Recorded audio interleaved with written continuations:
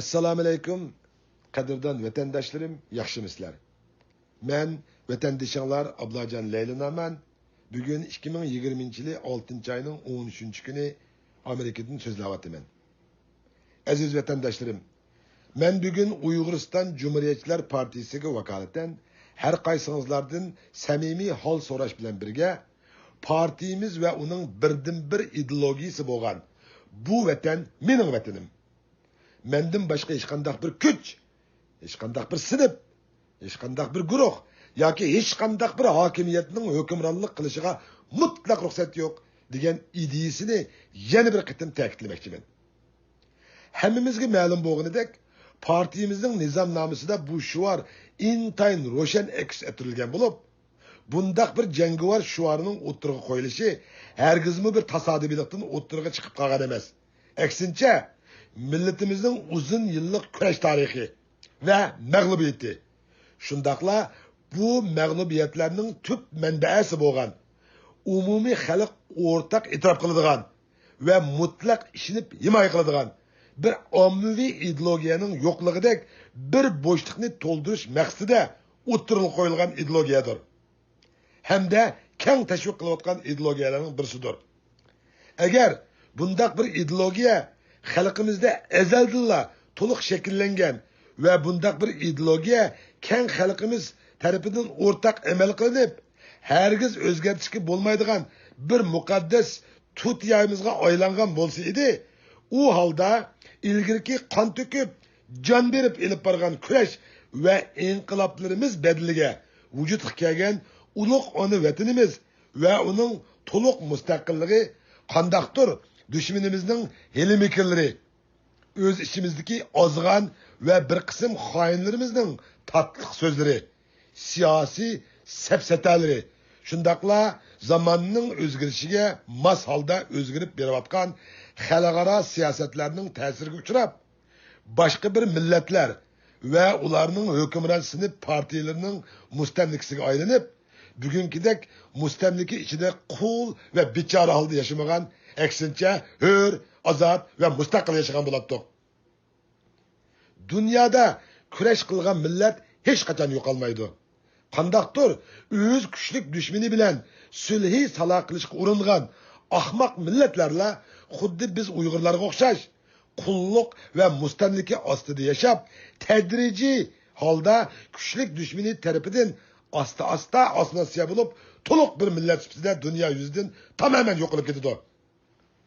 Biz Uygurlar bir asırga yakın vakit Xitay komünist hakimiyetinin mustemlikisiga aylanıp, bugünkidek bir millet süpside düşmanımız tarafından qattiq rahimsizlerce irqiy qirg'inchilikqa uchrayapmiz. Düşman acizlaşkan seri mana shundaq g'aldirlashidi.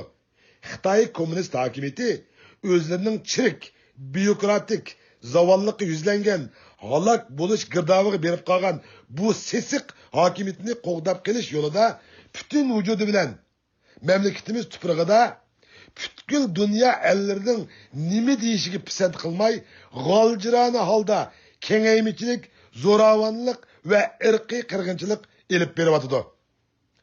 Zo'ravonlik qanchalik kuchaygan sari uningga mos holda qarshilikni kuchayib bordi.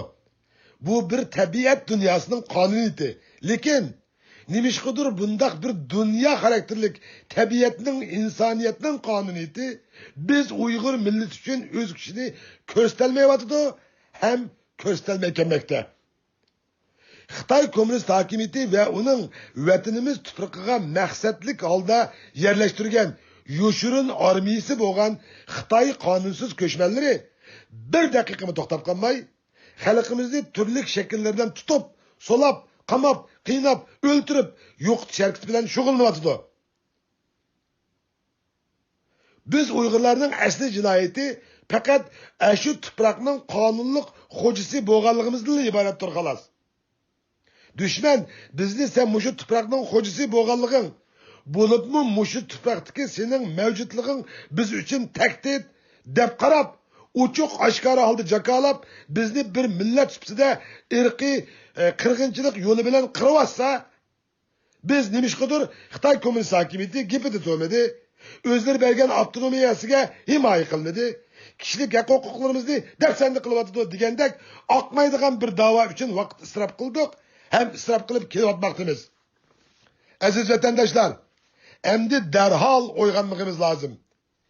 Xitoy kommunist hokimiyati bu qitimqi vatanimiz tuprog'ida elib berayotgan irqiy qirg'inchilik jinoiy harakatlari, shundaqla butkul dunyo miqyosiga tarqatgan yuqumliq virusi orqali xalqaroda intayin kuchli bir nafrat ko'chirmoqda. Bu biz Uyg'ur millati uchun intayin bir muhim tarixiy fursatdir.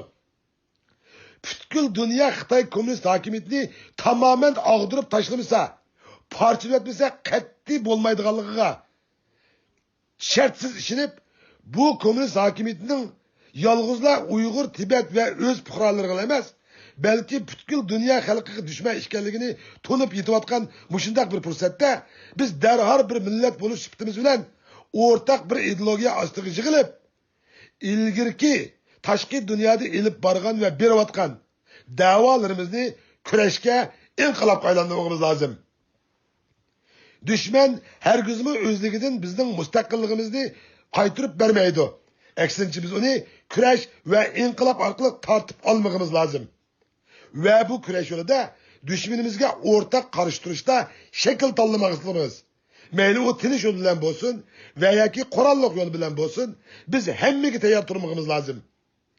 Agar biz yana burunqidek mag'lubiyat bilan oxirlashgan tariximizni takrorlashga urinsak va uni ayni davomlashtirishga tirishsak, u holda biz yaqin kelgusida qurilmoqchi bo'lgan Xitoy demokratlarining shakli o'zgargan bir davlatning bir partisiga aylanib, bir millat, bir davlat sifatida tadrijiy holda tamamen yo'qolib ketamiz.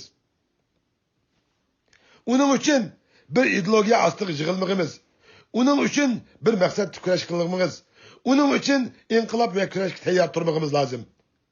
Bizni birli yo'l, faqat birli yo'l haqiqiy erkinlikka, ozodlikka erishtiradi. U bo'lsa xalqimiz va davlatimizning to'liq mustaqilligidan iboratdir. To'liq mustaqilligi bir bo'lmagan bir millatning erkinligi, hurligi mutlaq bo'lmaydi. Hozir Amerika Majlisi va parlamenti biz Uyg'urlarni qo'g'dash va Xitoy jallodlarini ig'ir shaklda jazolash haqida qonun ma'qulladi. Butkul dunyo Xitoy kommunist hokimiyatining haqiqiy mohiyatini tunib yetdi.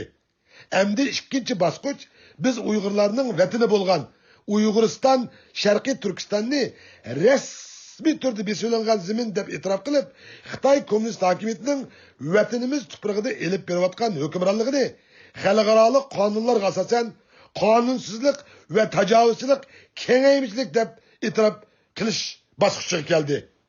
Shunga biz Uyg'uriston Cumhuriyetçiler Partisi ve Sharqiy Turkiston Uyg'uriston Mustaqillik Hareketi Teşkilatı nomidan fursatni g'animat bilib ve çın tutup bu yıl 4. ay ve 5. aylarda ayrım holda Amerika hükümetinin vatanimizni rasmiy şekilde besilingan davlat deb e'tirof qilishni iltimos qilib bir petition tayyorlab Oqsaroyga yo'llagan edik.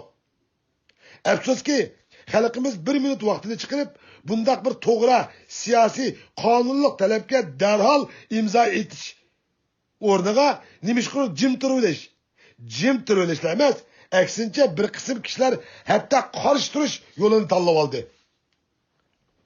Bir qism xalqimizla emas, aksincha hozir tashqi erkin dunyoda mavjud tashkilotlarimiz va ularning rahbarlari ham jimjit sukut ichida turib olishyapti. Kishini eng achindiradigan masala shuki, u bo'lsa-mu vatan millat uchun xizmat qilamiz da'vatgan, ham qilyapmiz da'vatgan tashkilotlarimiz aktiv tashabbus qilish u yoqda sursin, aksincha o'zlarining tashkilot a'zolariga oshkori va yoshirin holda ularning bu petitionga qo'l qo'yishini, imzo qo'yishini cheklayotdi.